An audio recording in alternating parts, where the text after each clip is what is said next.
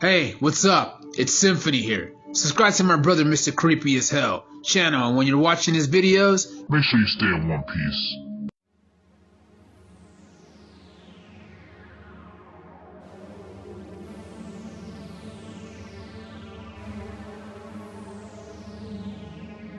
I really hate the foster care system. Well, based off of my experience, something that I went through, that I really hope that no child in my situation has to ever go through. My name is Toby, and at the age of 6, I lost my mom and dad to a very violent car crash. They died on impact. This happened when I was staying over at my grandmother's place. They were supposed to go out on a date, but apparently a drunk driver was driving on the wrong side of the road and killed them in a head-on collision. I was at my grandmother's house at the time, and when she got the news, she told me about what happened. Even at the age of 6, I already knew what death was. And when she told me that mommy and daddy are up in heaven and they'll be watching down on me, I already knew that I would never see them again, and it really hurted me. A couple of weeks later, even though we were still processing the death of my parents, my grandmother made sure to legally adopt me, and I was with her for a year until tragedy struck again. My grandmother had a massive heart attack and she died. I was still recovering from the death of my parents even a year later. But then to lose my grandmother, the only family I had that I was close to, that just hurt it even worse. And what made the situation much worse was there was no other family member that was willing to take me in. So the state decided that I had to go into a foster care system, and I really didn't like the idea of strangers that I didn't know taking care of me, but I had no say-so. I remember riding with a social worker, going to this house where I was going to live at. She told me that it was a lovely woman named Mrs. Anna. I was told that she loves kids and there were other kids that lived with her as well.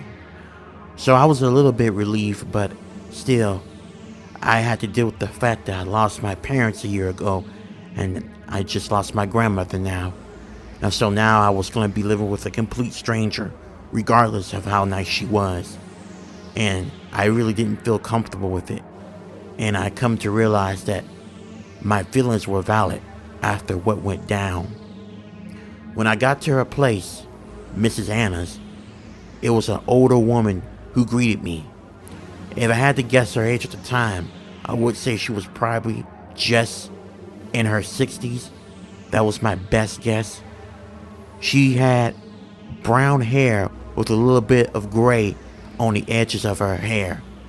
She had glasses on. It was pink glasses. She was a very nice woman, it seemed, but something about her just seemed off that I didn't like, and my gut feelings at the time were telling me that this woman was not who she claims to be. Even though she greeted me with a smile, her smile felt off. It was like it was a forced smile, trying to hide who she really is. When I got into her house, I was introduced to the other kids. I don't remember their names, and I really didn't talk to them much because I was grieving. I wasn't in the mood to really socialize. Now, Toby, make yourself at home. This is your place now, and you can call me Mom, if that makes you feel any better. I'm really sorry that you had to go through so much at your age. You lost your parents, and then you lost your grandmother. I know that's hard on you. Just let me know if you need anything, okay, sweetheart? She said to me while rubbing my back. I will admit, for a moment, I kind of dropped my guard. She seemed like a very sweet woman, and she understood what I was going through. So I thought maybe I was so quick to judge her, so I let down my guard. But like I said, that was a huge mistake that I should have never had made. A month later, living with Mrs. Anna, I started to see who she really was as a person, and it scared me when I was a kid. I remember one night, while I was sleeping, I was awakened to hearing a girl scream and cry. and I can hear Miss Anna laughing at her and telling her, You know, I really do hate it when kids are so disobedient. I told you not to go in the kitchen to grab any food, didn't I? And now you disobeyed the rules. Now you're gonna have to starve for another week. I was horrified to what I heard. Was she really starving these kids to try to punish them, to make them listen? This is crazy. I was thinking maybe I must have misheard, but there was no mistaking. I heard what I heard. She was starving this little girl. The girl did not say anything. She just kept on crying, and then she went back into her room. I knew I had to do something. There was no way I was going to sit back and let this woman starve this little girl. I knew from the moment I came into Mrs. Anna's place, this woman, well, something about this woman felt off, and I was right. The next day, when I got up, I was coming down to the kitchen to try to grab me some breakfast and to try to figure out what I was going to do and how I was going to report Mrs. Anna for starving that little girl. But when I got into the kitchen, I heard her said something to me that gave me chills. Toby, you know it's not nice to eavesdrop on people's conversations, right? I saw you. I saw you standing there watching me as I was getting on to that girl. And you know the rules. No eavesdropping. It's really bad manners. And for your punishment, no breakfast for you. She said to me in a sinister tone.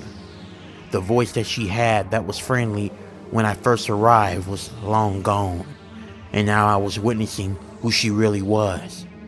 I replied back to her by telling her, "This is wrong.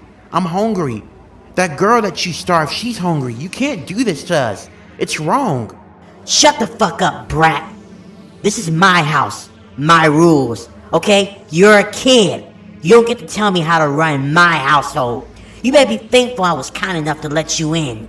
I could have disregarded you. You could have lived it with someone else who's way worse than me. Now, you're gonna learn to follow the house rules like everyone else. If I say no meals, I mean no meals. You disobeyed the rules. You were not supposed to eavesdrop. You will not be eating breakfast.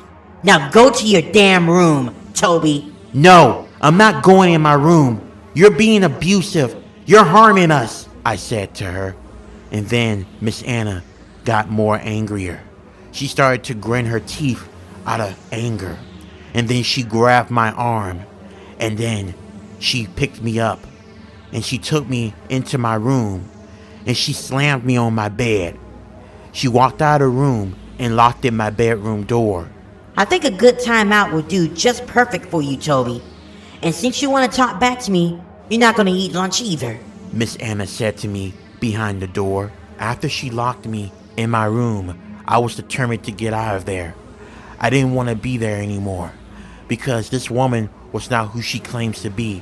She was starving and abusing us. I looked around and I saw a window that I could escape from, and it was open. So I opened up the window and I ran out to the next door neighbor. I knocked on their door and a man opened up.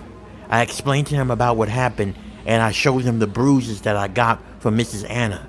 The cops were called and the officers not only discovered that she was starving the kids that she had in her care, but they made a really gruesome discovery. They found corpses of little kids inside of a basement that I didn't know that Miss Anna had. And there were about 60 of them.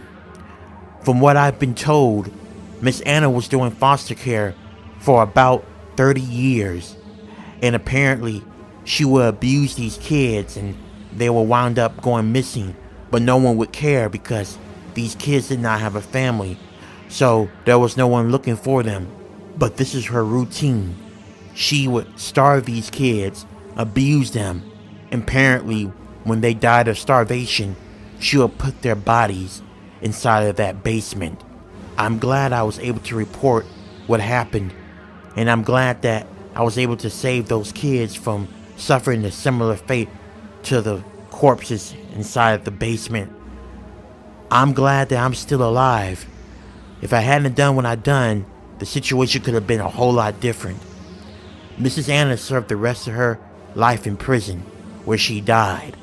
And to be honest with you, I don't have no ounce of empathy for her. I hope she rots in hell.